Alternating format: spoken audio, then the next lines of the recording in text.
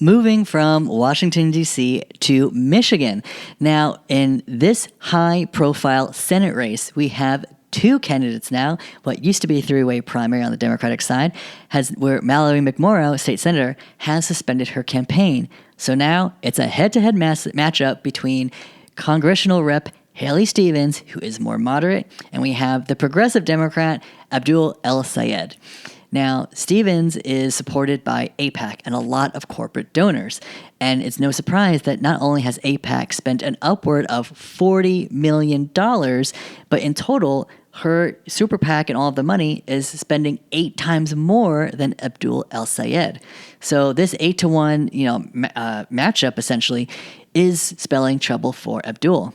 Now, earlier this week, we had heard that Abdul El-Sayed is now virtually tied with the congressional rep, where she was up 42% to Abdul El-Sayed's 41%, with 18% still undecided. Now, a part of this is from a internal poll released by Stevens' campaign, also noting that it was a very small sample size of like 500 voters, but also this also included a lot of oversampling, apparently, from voters in Detroit. So we know that Detroit typically black population. We know that there is also a substantial Muslim population, but also seeing how if you're going to oversample like a very large city, what does that say about Abdul's performance, at least in the other counties? So we know that the poll might not be the most reliable, but it could speak to the high volume of spending by AIPAC and other corporate entities supporting Haley Stevens. Now, we've been supporting Abdul El-Sayed for a long time now, and it's been so great to see how his campaign is building momentum.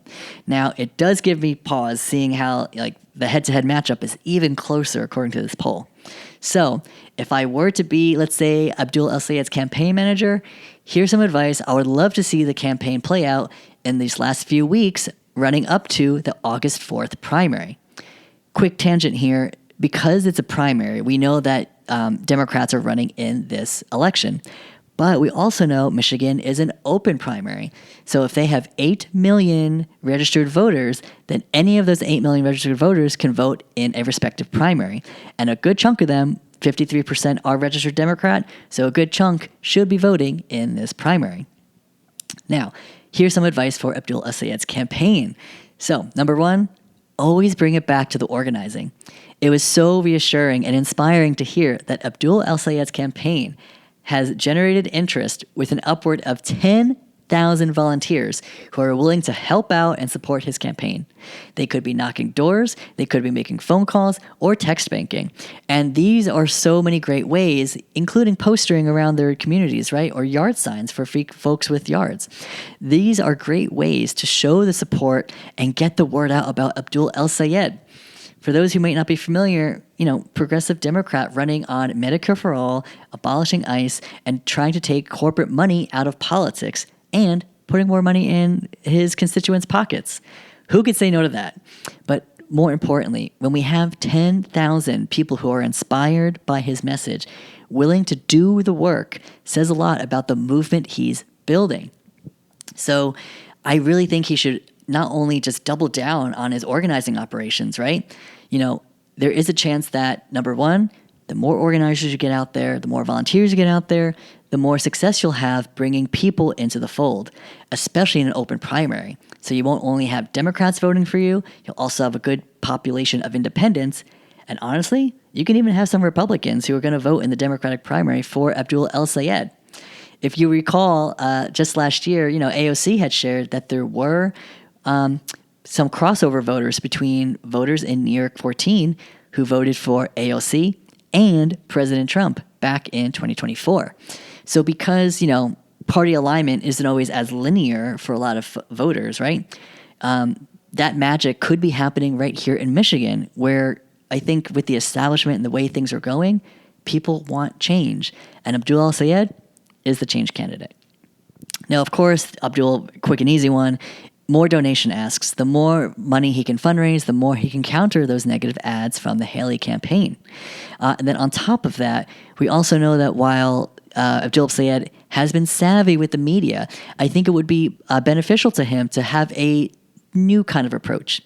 For example, we see Bernie Sanders, AOC, and Zohran Mamdani all challenge the media.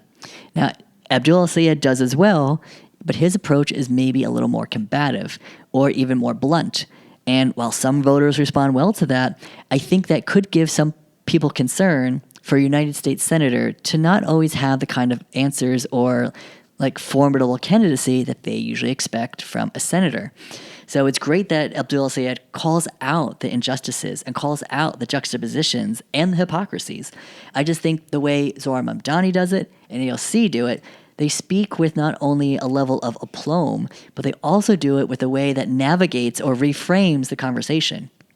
Now, one example I really like that Abdul El-Sayed did was talking about Mike Rogers, where someone had asked him, with all this negative attack ads going against you and the Stevens campaign saying, you'll lose against Rogers, what do you have to say basically about that? And Abdul El-Sayed said, I am not worried. His strongest point actually was Mike Rogers is taking money from Big Pharma, and he used to be a pharma lobbyist.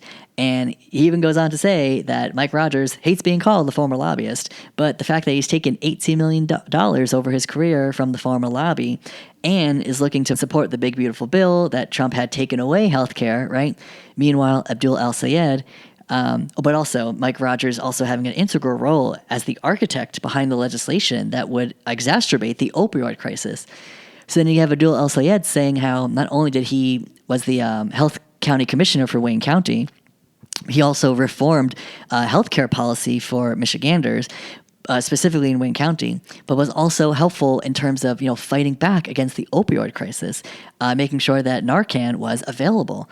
So there was a clear contrast, especially on healthcare, where Abdul El-Sayed, took what could be like weakness or attacks, like why are you a weaker candidate than Mike Rogers, but flipped it on its head and went after Mike Rogers in a proactive way, showing that this guy is going down. And that's the kind of fight that Democrats want to see. And a lot of independents are supportive of. So I would love to see more of that fight, not only against Mike Rogers, of course, but even Haley Stevens. The fact that she hasn't really held herself accountable to all the money that she's taking from corporate donors, AIPAC, lobbyists. It's one thing to support, a pro-democratic agenda, but not at the behest of or the support of corporations, which we know is exacerbating the cost of living crisis right now. So Abdul El-Sayed, I would love to see him more donation asks, double down on the organizing, and of course go into a different approach for representing his campaign and fighting back even harder against his opponents, not only in the primary but in the general. But doing so to navigate the system with more aplomb. And lastly, an easy way to fight back against all the negative ads that Haley Stevens is spending on paid media, especially on TV, churn out more content on social media. The more places that Abdul El-Sayed can be on the podcast circuit, can be with influencers, can be on different Instagram or TikToks, we know the more he's out there, he can circumvent traditional media and get in front of people, just like how Zohran Mamdani did, getting on their mobile devices, sharing his message, and winning the Democratic primary and the general election to become New York's mayor. If that is a successful strategy that Mayor Mamdani ran on, then I know Abdul El-Sayed can do the same and become the next senator from Michigan.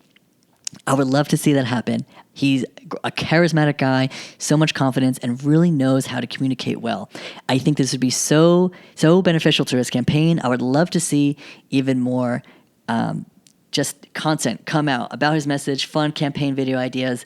We saw it worked for Mamdani. I think it will work for Abdul El-Sayed as well. Now, the last little bit of hope for this segment. Fortunately, Abdul El-Sayed is now leading in the polls. According to Data for Progress, a new poll that was just released a few hours ago had shared that Abdul El-Sayed is up by 13 points against Haley Stevens.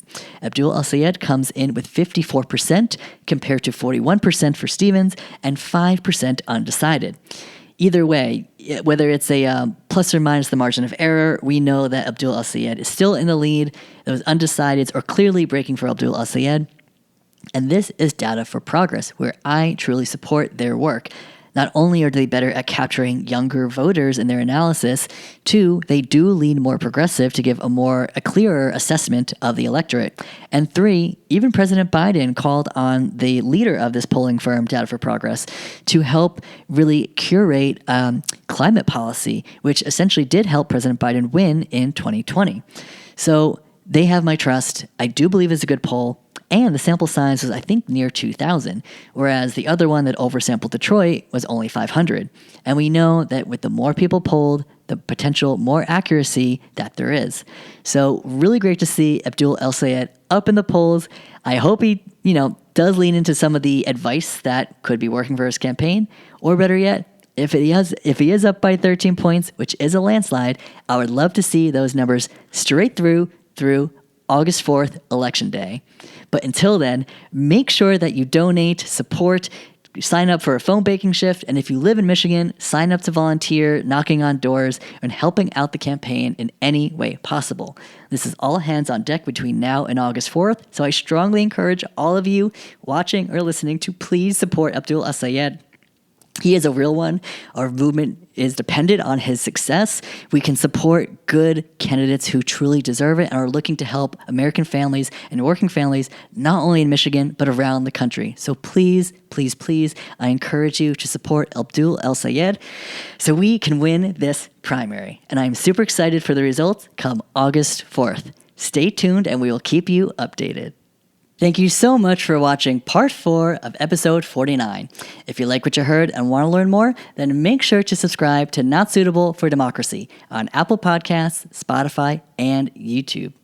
Now, check out the final segment, part 5, where we talk about the latest election updates right here in New York City.